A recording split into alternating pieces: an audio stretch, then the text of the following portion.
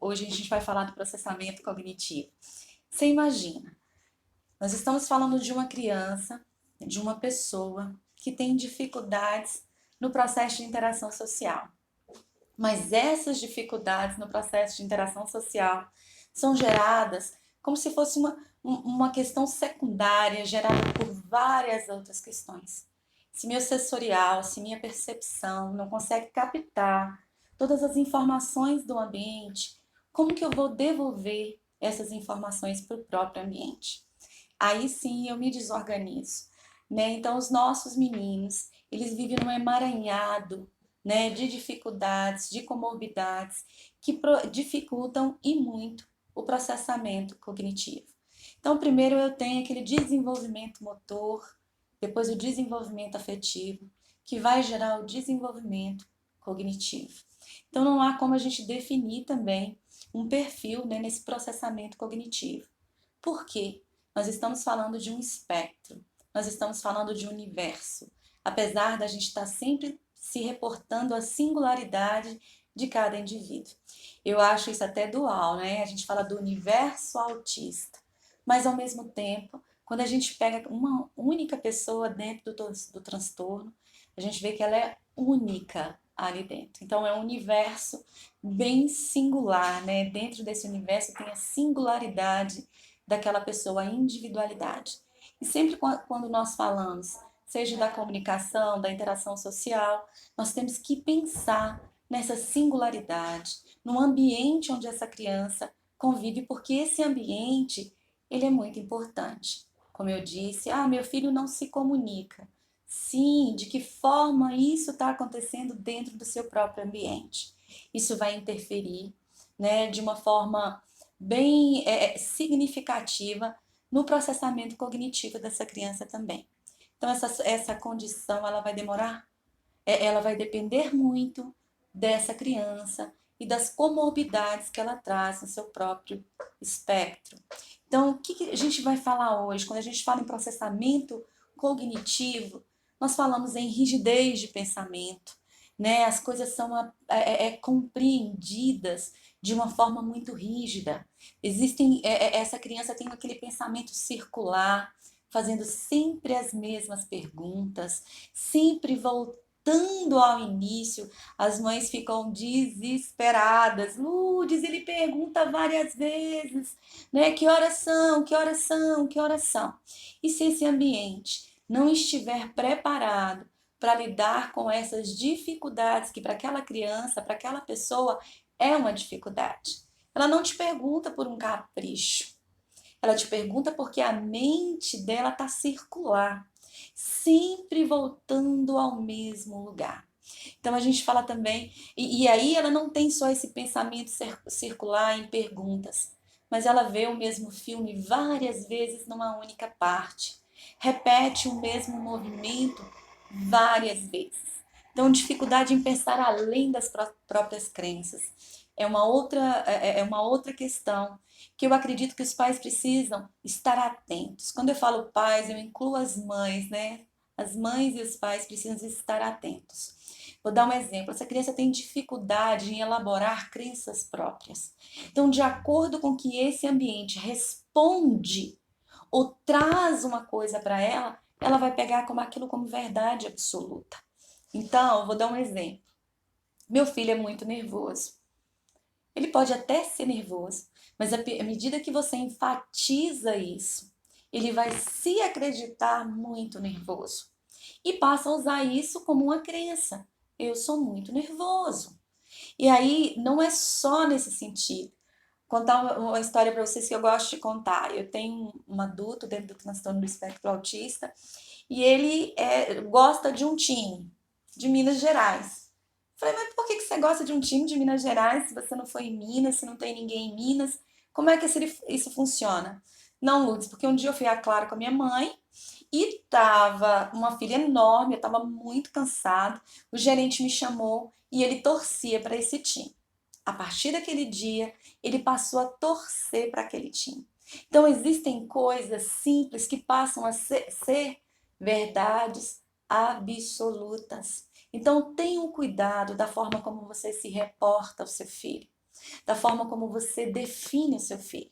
Porque você pode estar definindo de uma forma muito negativa e ele pegar isso como verdade absoluta. E depois, para a gente desfazer essas crenças, vai ser muito custoso, ou seja, vai demandar muito trabalho. Então, a gente tem dificuldade em sair da própria rotina, ou seja, é uma criança que cria rituais, que apesar de ter uma própria rotina, e aí eu não digo não só uma rotina de dentro de casa, acordar, tomar café, não. Eu pego todo dia, eu vou para minha escola, para uma mesma rua. Quando a minha mãe tem um trânsito, tem um engarrafamento, uma batida, minha mãe tem que trocar de rua, essa criança fica desesperada. Então, quando a gente fala dessa rigidez de pensamento, a gente pensa essa rigidez nos mínimos detalhes. Então, é preciso sim estar observando de que forma você está trabalhando com seu filho, de que forma você está respondendo ou alimentando esse processo de rigidez. Porque quanto mais tempo desse processo, mais difícil para retirá-lo. Então, a necessidade de se trabalhar a flexibilidade que possa auxiliar no processo. Ou seja, leve a flexibilidade para sua casa. Comece a conversar com ele sobre flexibilidade. Conte histórias sociais sobre flexibilidade. Mostre que tem outros caminhos. Se seu filho é aquele que só faz um único caminho para a escola, comece a todo dia a trabalhar antecipadamente outros caminhos.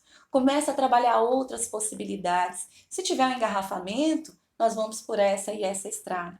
Eu gosto muito das histórias sociais, muito, mas muito mesmo. Gosto muito de mapas mentais. Por quê? Porque o nosso menino precisa desse apoio visual. Ele necessita desse apoio visual. Isso fica mais completo, a informação chega de melhor forma para que ele possa parear essas informações a nível interno. E aí eu volto novamente no pensamento circular. Esse pensamento circular também precisa ser trabalhado na família. Se eu tenho uma criança, e aí eu vou te dar uma dica. Essa criança faz uma pergunta, ele já sabe a resposta.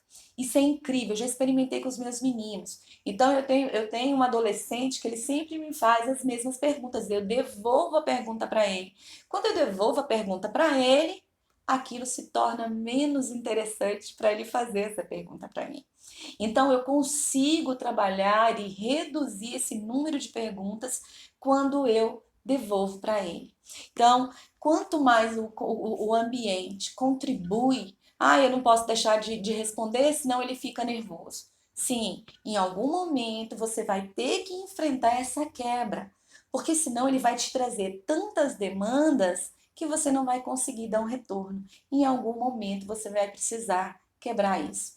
O ideal é que isso seja quebrado logo no início. Se eu tenho uma criança que tem uma rigidez de pensamento, que tem essa questão de criar rituais, eu preciso observar de que forma. Vou dar um exemplo. Eu tenho um menino que estuda numa escola classe. Eu fui observá-lo na escola. Então, ele começou, saía da sala de aula, fugia da fila, ia lá no como é que se diz? Oh, meu Deus, como é que é o nome? Nossa, fugiu o nome da minha mente. Como se fosse uma base, uma barreira, e dava 3 voltinhas ali. Depois voltava para a fila. Então a professora, não tem problema, ele só vai lá daqui a pouco. Vai ser impossível sair com ele da sala de aula sem que ele faça isso. E quando estiver chovendo? E quando estiver em outro momento? Então, melhor é iniciar o trabalho, não. Seu lugar é na fila, a gente vai ficar para a fila. Então, eu preciso pensar nisso, gente. E pensar bastante. Olhe para essa criança, quais são os comportamentos que eu estou permitindo em algum dia? Não que ela tenha que ficar numa rigidez muito grande. Por isso que eu iniciei falando que quando eu falo desse universo autista, eu me reporto também a essa singularidade. Cada um tem a sua forma de funcionar. Eu tenho crianças que não têm rigidez de pensamento. Aquela criança que me traz rigidez de pensamento são as que eu mais me preocupo. Por quê? Porque elas entram em rituais. E sair desses rituais é muito difícil.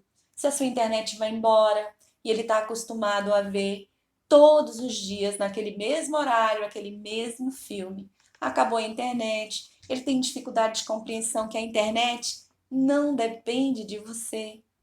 Então a gente precisa estar pensando nisso. A rotina ela tem que existir, mas não trabalhe uma rotina dentro de horários. Senão, você fica amarrado a horários, porque ele deu uma hora do almoço, o almoço não está pronto, deu tal hora, o almoço não está pronto, e ele fica nesse processo, porque ele realmente fica em sofrimento. Então, quando nós falamos desse processamento cognitivo, nós temos que nos reportar à teoria da mente, à teoria da coerência central e nas funções executivas.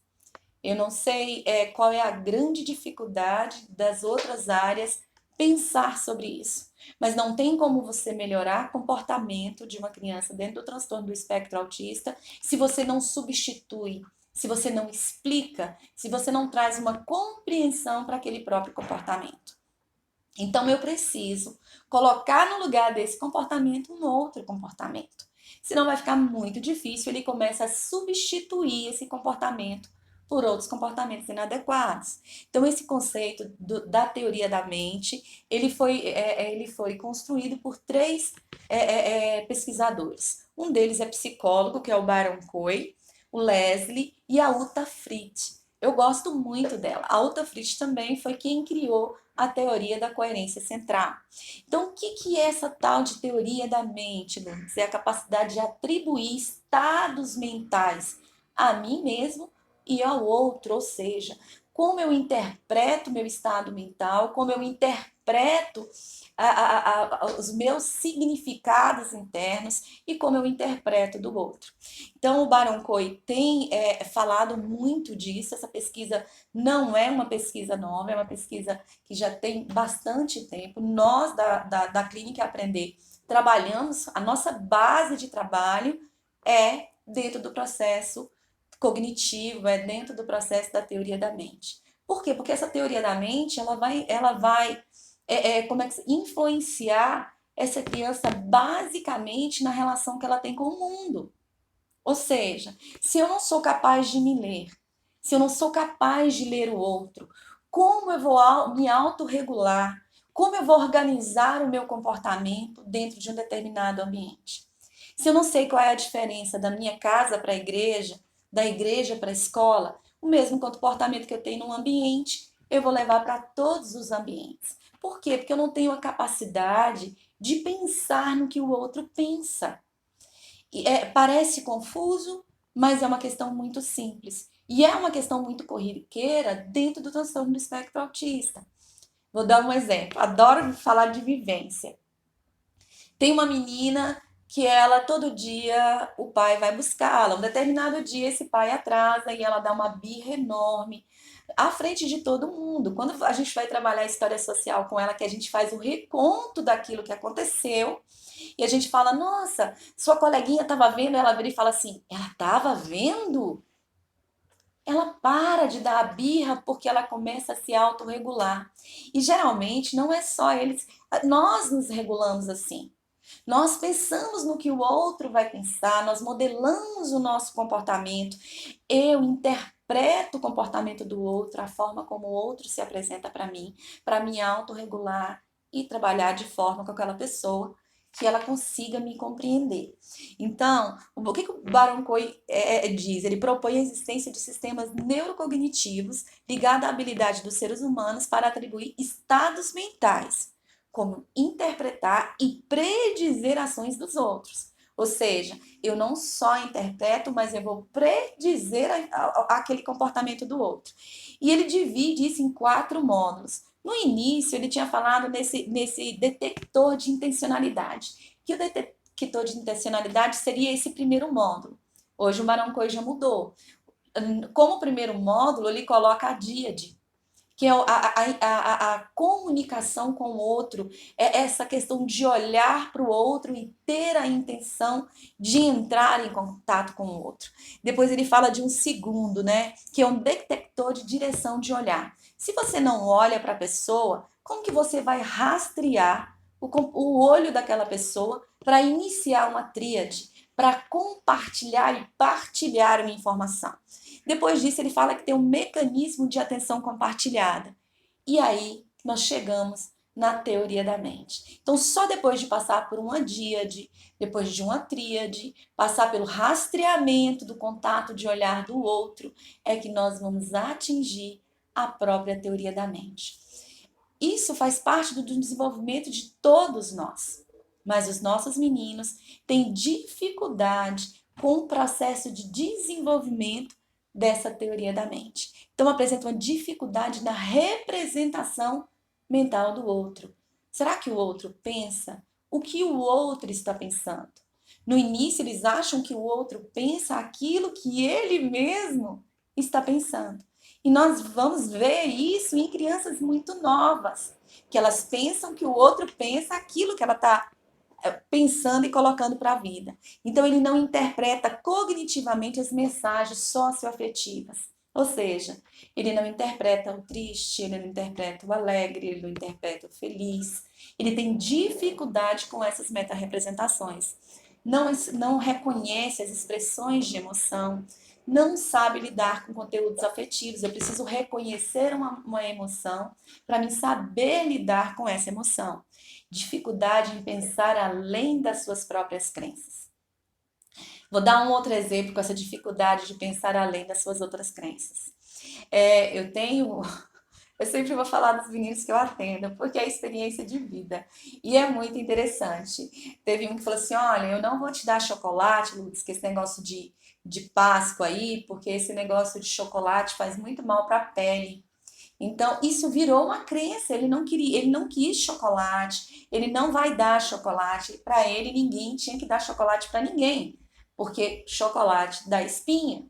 Aquilo para ele é uma verdade absoluta. E ele tem muita dificuldade em quebrar esse sistema de crença. Então, ele tem dificuldade de perceber que o outro pode pensar e pode agir de forma diferente das crenças que ele traz. Então, dificuldade em pensar além das suas próprias crenças, não saber ler o outro e nem as suas próprias emoções. O que você está sentindo? Nada. Ele pode estar triste por alguma coisa, mas ele não consegue interpretar o porquê aquela emoção vem. Então, assim, quando a gente trabalha com os adultos, quando eles vêm e trazem isso pra gente, eu acho muito impactante. Porque geralmente as pessoas falam: o autista não sente? Sentir, sente. Interpretar é que dá o sentido e faz com que eu exponha para o outro. Estou me sentindo angustiado. O que é angústia? De que forma esse sentimento se apresenta para mim? Como eu aprendi a nomear esse sentimento? Então ele precisa que alguém venha e faça uma intermediação para ele compreender que sentimentos são esses que nós partilhamos. Aí o Baron Cohen traz, né, algumas formas de você trabalhar com isso. Então a gente fala em teoria da mente cognitiva e em teoria da mente afetiva. E aí o primeiro nível da teoria da mente é trabalhar alegria, tristeza, raiva e medo. Posso trabalhar isso com fotografias, posso trabalhar com branco e preto, que é um desenho muito simples, onde tem o olho, a boca e a expressão. Ensiná-lo a interpretar. Mas nada adianta simplesmente chegar com isso e falar que isso é tristeza. O que é tristeza, gente? Por que é uma tristeza? Por que dá significado para a palavra tristeza? E aí eu vejo muita gente trabalhando simplesmente a figura. Mas a segunda etapa, o segundo nível, é pedir para que ele identifique essa tristeza e depois ele faça uma interpretação social desse sentimento. Por que ele está apresentando essa cara de tristeza? Ele precisa experienciar isso através de histórias. Eu posso contar várias histórias sociais para ele, para justificar aquele sentimento. Depois eu posso trazer uma expressão e dizer: o que ele está sentindo? Ele está triste. Eu pergunto: por quê? Por que você fica triste? Aí sim, ele vai internalizar aquele sentimento, aquela emoção com um significado. Mas se não tiver esse trabalho da teoria da mente, ensinando essa pessoa, mostrando para ela, para que ela vivencie diversas situações onde o resultado é esse sentimento, aí sim ele vai conseguir nomear. Caso contrário, somente com a fotinha, isso não vai fazer significado algum para ele. Então, tem como a gente trabalhar a teoria da mente, sim. Nós aqui trabalhamos muito. Então, se você conhece o método Dias-Presotti, nós iniciamos da díade. Então, eu preciso de uma díade, eu preciso de uma tríade, eu preciso de um rastreamento de contato de olhar, para que depois eu partilhe algo com alguém, seja ela uma informação, seja ela algo que me interessa. Então eu preciso partir disso para chegar a nomear, a dar significado para nós atingirmos agora realmente a teoria da mente. Então os déficits na teoria da mente estão relacionados ao autismo. Todas as pessoas dentro do transtorno do espectro autista têm algum nível de deficiência na parte de teoria da mente, independente da idade ou nível de inteligência. Isso a gente vivencia dentro da clínica. A teoria da mente, ela explica somente os comportamentos relacionados ao social e à comunicação. Ela não vem para explicar os pensamentos repetitivos, de que forma isso se dá, mas ela explica como essa criança, ou esse adolescente, ou esse adulto tem dificuldade em estar com outro, em conseguir uma namorada, entender os colegas da escola, e como isso é difícil. Então, iniciar esse trabalho o quanto mais cedo, melhor. Quanto mais cedo eu ensino isso para as nossas meninas e para os nossos meninos, melhor. Mas não explica esses comportamentos repetitivos, como eu disse, da teoria da mente. Então, a teoria da mente na interação social, as pessoas acreditam que a teoria da mente, ela só é uma questão de interpretar. Não, a teoria da mente interpreta suas próprias emoções, eu crio conteúdo para entender minhas próprias emoções, mas principalmente para entender o outro e mais que isso, para me regular, para me perceber as sutilezas dessa relação social, da interação social, que está ligada não só um comportamento, a uma fala verbal, mas está ligado também a uma fala não verbal, que são expressões que nosso corpo coloca o tempo todo. Então, a teoria da mente vai influenciar nas interações sociais e vai influenciar na comunicação. Então, ela traz prejuízos para essa comunicação. Só um minutinho, gente. Eu falo muito, a garganta fica seca. Então, ela vai ajudar na parte de interação social, na compreensão de estados mentais dos outros, que nos servem como norteadores do nosso próprio comportamento. Eu preciso do outro. Eu preciso vivenciar esse cultural, aquilo que é importante. Eu estava conversando com um pai junto com a Samantha e eu achei bem interessante. Quando um pai diz para mim assim, Lourdes, mas ele é desse jeito porque ele não convive com outras crianças. Quando eu falo de imitação, essa criança, quando eu falo dela entrar nesse mundo imaginário, ela precisa estar em contato com o ambiente, observar o papai botando a gravata, o papai calçando o seu sapato, o papai pegando a sua pasta, observar essa mamãe passando o seu batom. E quando essa criança observa esse ambiente, ela começa a imitar os seus pais. E aí, nesse conteúdo de imitação, ela começa a vivenciar aquilo que é importante para a sua cultura, aquilo que é importante para a sua família. Então, a imitação, ela tem um significado decisivo aqui. Então não é só quando uma criança está com outra criança, ela vai partilhar conteúdos culturais. Uma traz uma imitação da família dela, eu levo imitações do meu meio, e aí a gente troca, a gente aprende uma com a outra. Eu vivencio a minha mãe falando no celular, eu vivencio como ela discute com a amiga e vou imitando. E isso vai me ajudando a estar em contato com esse ambiente. Aí é onde as nossas crianças perdem. Porque nesse momento ela pode até imitar, mas sem um significado. Então isso é uma falha na teoria da mente, onde a teoria da mente tem que vir para dar significado. Então, essa criança, com essa questão da interação social, ela vai criar dificuldade em expressar o afeto e reconhecer o afeto do outro. Para mim identificar um afeto, eu tenho que dar significado para essa palavra. O que é um afeto? O que é sentir? O que é angústia?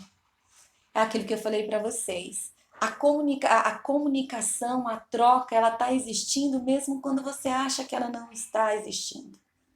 Por isso, a sua relação com a sua criança, ela tem que ser cheia de conteúdos afetivos, cheio de trocas, porque ele vai vivenciar isso. E tem um significado esse vivenciar. E aí, a teoria da mente também vai interferir no processo da comunicação. Nós temos um tradutor interno, gente, quando estamos conversando. Que tradutor é esse? Eu estou falando com vocês, não consigo ter esse tradutor, né, gente? Mas à medida que vocês vão falando, vão interagindo comigo, eu acredito que eu estou sendo aprovada por vocês.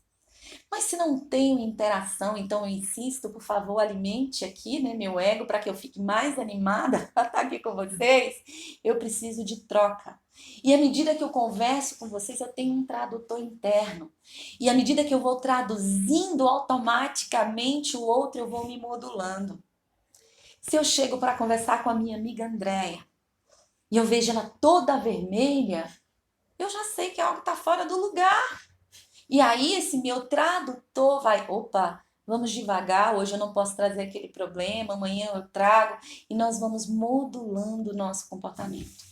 Então esse tradutor, ele decodifica não só a linguagem verbal, mas como também a linguagem não verbal. Por isso a teoria da mente, ela é tão importante, eu falo muito importante, né, gente? Mas ela é mesmo. Por quê? Através desse tradutor interno, nós avaliamos o outro e nós mediamos o nosso próprio comportamento. Estou lá, no 6º ano, chega um menino lindo, maravilhoso, que tem uma dificuldade nesse processo da teoria da mente, cognitivo lá em cima, a nível de conhecimento erudito ali de conteúdo. Mas ele não consegue perceber quando ele é inadequado. E aí ele se vê sofrendo muito bullying. Dependendo da forma como aquele sarcasmo vem para ele não consegue traduzir. Porque o menino pode falar uma coisa ruim dele sorrindo. Ele acha que naquele momento ele está sendo aceito. Então, quando eu tô com esses meninos, eu falo, eu sinto muito, porque a teoria da mente deveria estar em todas as clínicas, para ensiná-los a traduzir as sutilezas da vida social, para mostrar para eles que às vezes um conteúdo negativo pode vir com um sorriso, e às vezes um conteúdo positivo pode vir com a lágrima. Isso depende muito da leitura que eu faço do outro. Se eu for literal, eu não consigo imaginar. Então, estou em sala de aula, o meu aluno está lá. E aí a professora pergunta sobre o trabalho que todo mundo tinha que entregar. Aí vem um colega e solta uma piadinha. Professora, o cachorro comeu a minha produção de texto. Todo mundo começa a rir. E ele fica deslocado e pergunta: como que ele conseguiu comer sua tarefa? Ele engasgou? Ele passou mal? E a risada aumenta mais ainda. Porque ele não percebeu o sarcasmo. Ele não percebeu que estava embutido naquilo. Ele foi literal na hora de interpretar. E aí ele se apresenta inadequado. E aí todo mundo começa a passar por ele e falar: e aí, o cachorro engasgou? E ele não consegue entender o que está de errado ali. Então a teoria da mente, ela vem e ajuda essa pessoa a interpretar o seu ambiente. Somos seres muito maldosos. Nos comunicamos de muitas formas. E é preciso que as nossas crianças aprendam a interpretar para não ser vítima dentro de um contexto escolar. Porque dentro de um contexto escolar, gente, lidar com adolescente é um negócio. O adolescente ele é maldoso, ele fala tudo, está numa fase onde ele não tem um limite para as palavras dele. E as nossas crianças, os nossos adolescentes ali fazendo parte daquilo sem se perceber. Então, esse déficit da teoria da mente ele é responsável pela dificuldade na compreensão de figuras de linguagem e na compreensão da linguagem não verbal.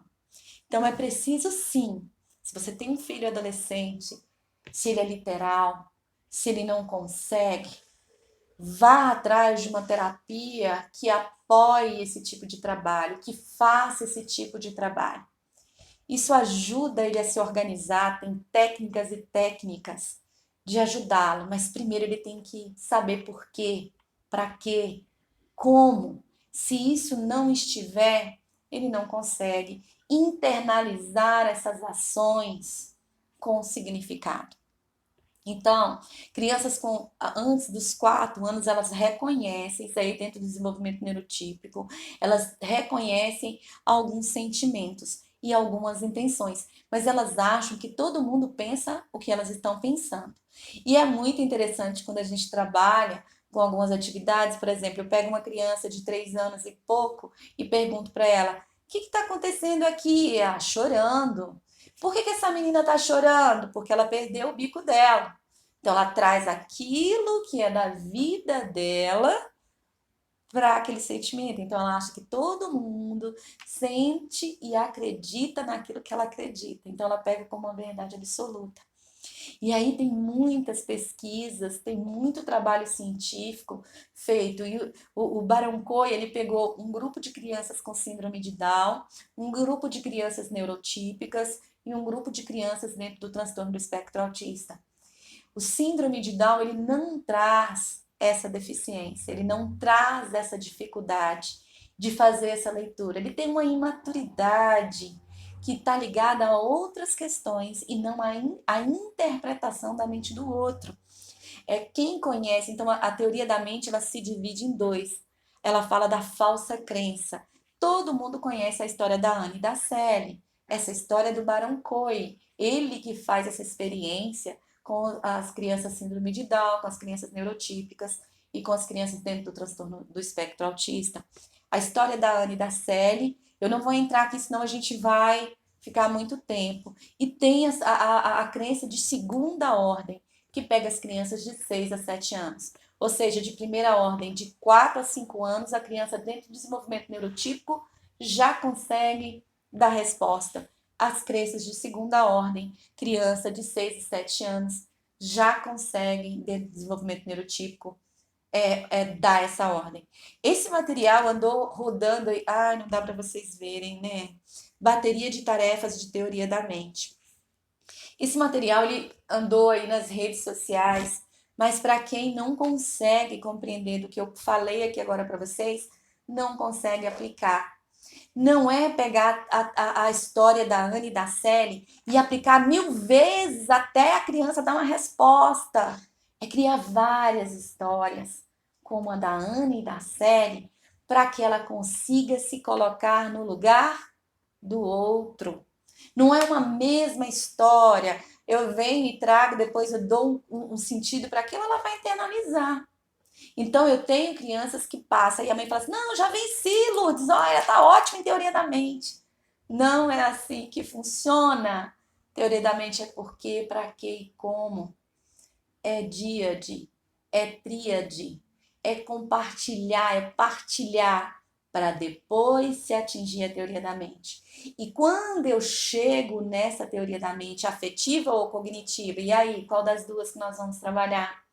E aí eu preciso dar significado com isso através de várias ações. Então, essa teoria da mente, ela vai influenciar tanto nos aspectos da comunicação, e aí quando eu falo da comunicação, eu falo da linguagem mesmo. Porque se está fragmentado o meu contato de olhar, se está fragmentada a minha percepção do ambiente, a minha internalização também sobre isso fica fragmentada.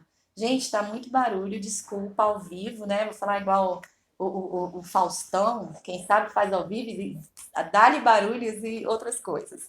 Então, nós chegamos a Uta Frith, então foi Baron Cohen, o Leslie e a Uta Frith que criou a teoria da mente. Não é uma teoria da mente, mas sobre vários estudos, sim, eles já aplicaram e tem como a gente aplicar também a teoria da mente. No Brasil não se faz muito. Nós da Clínica Aprender seguimos muito o pessoal da Espanha, que tem muito material na Espanha, já sabendo como trabalhar a teoria da mente. Então a gente cria muito material, a gente sabe em qual perspectiva essa criança está dentro da teoria da mente, porque são várias perspectivas, né? Tem os verbos modais, onde essa criança está dentro disso.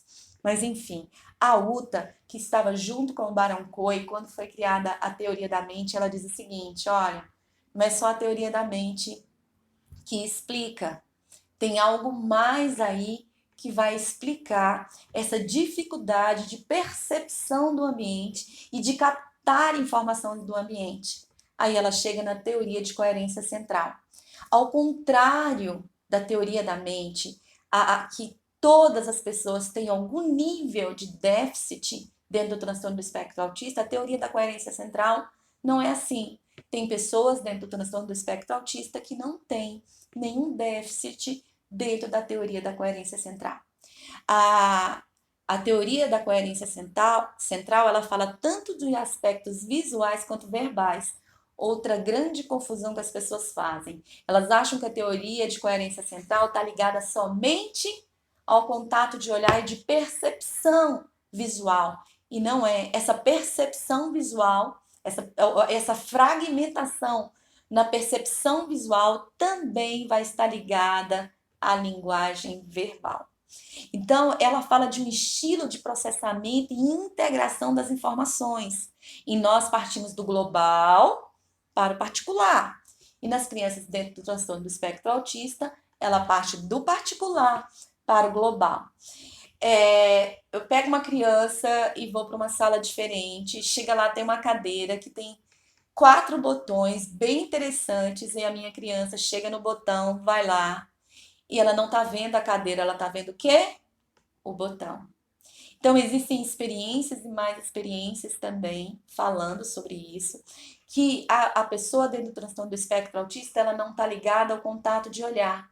A nossa maior comunicação está ligada ao contato de olhar, mas a criança dentro do transtorno do espectro autista, ela tá ligada à boca, que tem muitos movimentos. Então, você já pegou aquela criança que vira você para o lado assim, olha na sua boca para ver se você está olhando para ela e falando com ela? Ela deveria estar olhando para onde? Para os seus olhos. Que é através desse contato de olhar que nós vamos atingir a díade e a tríade e o rastreamento, que são os 3 pontos de atenção que nós precisamos ter dentro de um ambiente e quando nós olhamos para o outro. Tem uma adolescente que estava dentro da clínica. Vocês veem que eu e a André não se parecem muito. A André é branquinha, eu sou parda, a André é loura, eu sou morena. Então, assim, e aí nós usamos óculos, todas duas, e nós temos uma mesma camisa roxa da Aprender. E aí uma criança vê a Andréia e acredita que seja quem, gente? Eu. E aí ele viu a Andréia, falou oi com a Andréia, e aí eu passei e falo oi. Ele está falando oi de novo comigo. Eu falo, não, mas eu não falei com você. Ele não viu a Andréia. Ele viu a camiseta da Aprender e aquele óculos. Ele não olhou para mim realmente. Então, a gente, dentro da clínica, a gente tem muita criança que me chama de Andréia e Andréia de Lourdes, que confunde nós duas. Por quê? Porque ele está ligado em alguns detalhes na camisa roxa, está ligado no óculos, mas não está ligado no todo. Ele não está enxergando o todo. E é muito interessante, a gente tem umas figuras, eu queria ter organizado, mas não deu para organizar, que a gente tem um lápis, né? E o lápis faz um risco e vem a figura do lápis aqui. Eu pergunto para ele assim: o que você está vendo? Aí ele diz assim: a pista. Ele interpreta o risco do lápis, o lápis ali enorme, e ele não vê o lápis.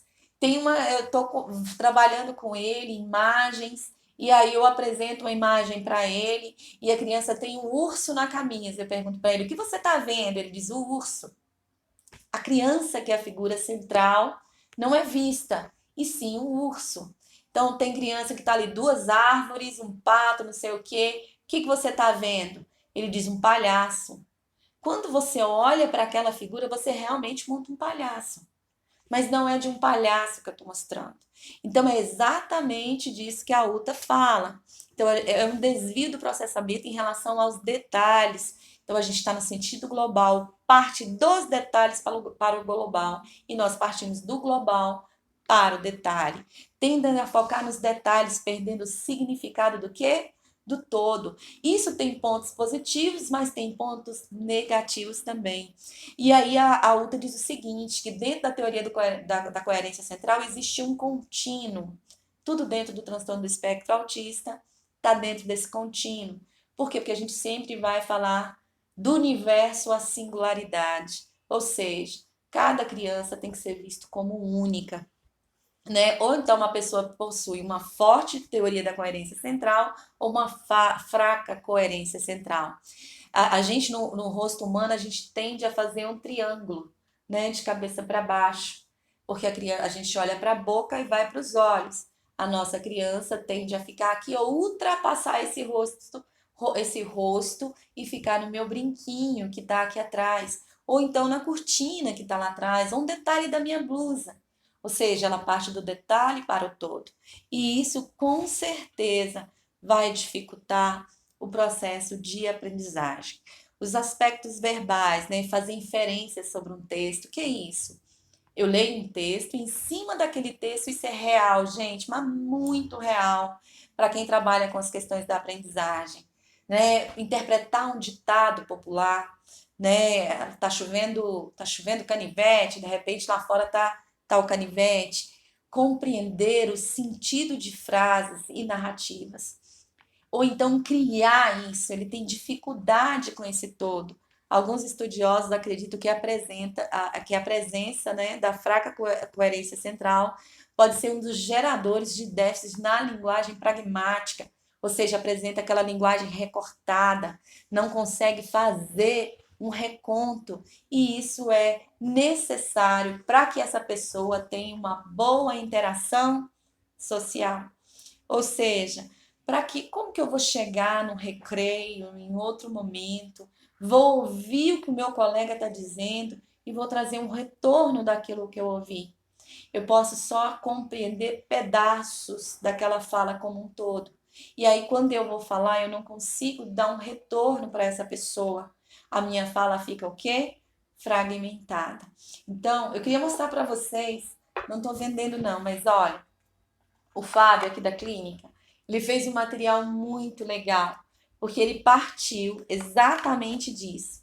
Ele partiu das emoções, porque aí não é trabalhar, gente, qual é a grande dificuldade? Não é trabalhar um rosto, mas é trabalhar vários rostos. Eu tenho que trabalhar de diversas formas. Então ele segue o programa do Baron Cohen. Então ele segue, eu vou mostrar para vocês, ele segue parte desse, então daquele mais simples. Aí depois ele vai para o desenho, depois ele chega na imagem. Quando ele chega na imagem, o porquê dessa emoção? O que ela está sentindo? O que aconteceu para que ela esteja com esse sentimento?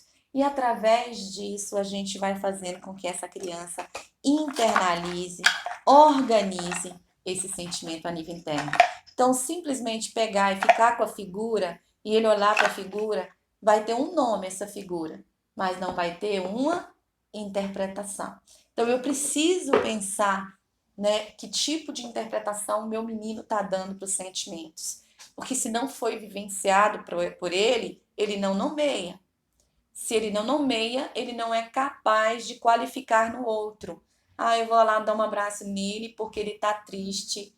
E aí eu vou tentar dar um retorno para ele nesse sentido. Ele não consegue. Então, se ele chegou aqui em casa e a gente tinha combinado alguma coisa e eu estou com uma tremenda dor de cabeça, ele vai dizer, uai, você não vai? Por que não? Porque eu tô com dor de cabeça. Daí, vamos. Aí é que tá, isso precisa sim ser trabalhado. Tem vários programas que trabalham. Não sei se vocês lembram quando nós conversamos com o Ricardo falou de ter passado por um programa nesse sentido. Aqui na Aprender nós iniciamos desde muito cedo.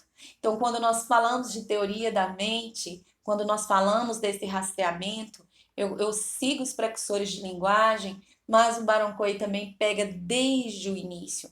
Não só o Baron Cohen, como Tomasello também fala disso, que esse é o pulo que o humano dá para o processo de desenvolvimento, é estar em contato com o seu ambiente cultural e conseguir compreender o que acontece dentro desse ambiente. E é isso que nós precisamos levar para as pessoas dentro do transtorno do espectro autista. Quando eu digo não é retirar nada dele, mas é oportunizar uma fala, uma forma de estar em contato com ele, que ele compreenda o meu comportamento e que eu consiga compreender o comportamento dele. Isso sim é comunicação, isso sim é interação. Tá certo? Então, compreender frases, narrativas, voltamos para a teoria da coerência central, déficit na linguagem pragmática que eu falei para vocês. Quais são as repercussões disso na linguagem? Na compreensão leitora, como os meninos têm prejuízos, vamos fazer uma interpretação de texto, como é que se diz? Vamos criar um texto, criar algo do nada, Lutz, como criar algo? Como que eu vou criar uma capa de revista? Como que eu vou criar Qual é o nome que esse menininho tem? Não sei, qual é o nome dele? Eu pensa, cria um nome, e aí eu preciso ensiná-lo como fazer isso. Eu posso pegar nomes que eu já tenho internalizado, do José, do Joaquim, aí sim, isso vai ficando mais leve para os nossos meninos. E na matemática, nossa, na matemática, gente, o prejuízo é muito grande. Eu vou ter que me acelerar, viu? Quando eu falo de teoria da mente, teoria da coerência central, eu fico maravilhada. E realmente, você que é pai, você que é mãe, os meninos precisam, os adolescentes que nunca passaram por esse treino precisam passar por ele, tá certo? Isso vai ajudar em casa, ele vai ficar menos impulsivo, menos ranzinza, né? Vai entender que a verdade dele não é verdade absoluta. Então a narrativa ela fica, quando a gente fala dessa organização, eu tô me perdendo aqui, dentro da matemática, deixa eu retomar. Dentro da matemática, os 7 processos mentais vão ficar desorganizados e ele não vai conseguir passar por provas de inteligência, ele não vai conseguir fazer comparações, porque ele precisa de uma percepção visual muito boa, ele precisa dar sentido para aquilo. Quando eu falo muito ou pouco, ele não consegue fazer essas comparações. Então, você vê que teoria da mente, teoria da coerência central influencia no português, na matemática, na memorização, na socialização e, mais que isso, na compreensão de regras para se autorregular diante de um ambiente. Então, a gente precisa sim pensar sobre isso, a gente precisa ver de que forma isso vai ser trabalhado. E aí a gente chega nas funções executivas. Então, dentro das funções executivas existem teóricos que dizem o seguinte: a teoria da mente vai provocar esses déficits na função executiva, ou é a função executiva que vai provocar os déficits na teoria da mente. E quando eu chego em funções executivas, eu vou chegar numa outra pessoa. Dentro do transtorno do espectro autista, a gente tem muita comorbidade com TDAH. Então, as pessoas que não têm o transtorno do espectro autista, mas que têm o transtorno que está diagnosticado dentro do transtorno TDAH, também se fala em teoria da mente, também se fala em função executiva. Então, é um conjunto de habilidades cognitivas que vai gerar uma série de prejuízos secundários. Então, ela está envolvida no planejamento, na iniciação e na execução, e no próprio monitoramento do próprio comportamento. Então, aquela criança impulsiva, é aquela criança que não consegue deixar para depois, e isso vai criar uma dificuldade enorme na consciência, no aprendizado temporal, de percepção de tempo, de percepção de lugar. Então você pega uma criança que tem o TDAH, ela também se perde muito nisso. Então eu tô lá com meu menino dentro de sala de aula, isso aconteceu na faculdade. Aí ele tá tendo aula de genética lá e passa o professor dele de uma outra matéria na porta. Ele tá vendo o professor, mas ele poderia deixar para falar com ele. Ele fala: Ei, olha lá, gente, ó, meu professor, oi, professor, tudo bem? Então, quer dizer, ele não consegue se autorregular, não consegue ter a percepção do que o outro pode pensar. Então, ele age impulsivamente. Das funções executivas surge a rigidez de pensamento, que para mim é uma questão muito séria que precisa ser trabalhada. A impulsividade, problemas de memória, ou seja, ele decora várias coisas, mas tem dificuldade com memória significativa, dificuldade em cuidar das suas próprias coisas, dificuldade no automonitoramento, apesar da ordem e controle que apresentam, dentro dessa rotina ali de fazer tudo do mesmo jeito, ele é desorganizado com ele mesmo em iniciar, em manter a sua atenção numa atividade. Então, inicia aqui, de repente, olha para cá, vai para cá, vai para outro, vai para outro. Então, assim, esses três, né, tanto teoria da coerência central, teoria da mente, funções executivas que a gente não vai poder explorar muito hoje, isso tudo gera o que, gente? Problemas de aprendizado. Então, nós falamos dessas 5 áreas. Então, olha, se eu não tenho um bom desenvolvimento motor, se eu não tenho uma boa integração sensorial, se eu tenho uma disfunção de integração sensorial, se eu não consigo compreender o ambiente cognitivamente, como que eu vou reagir e agir dentro desse ambiente? Então, esse trabalho da linha cognitivista também precisa ser feito com os nossos meninos.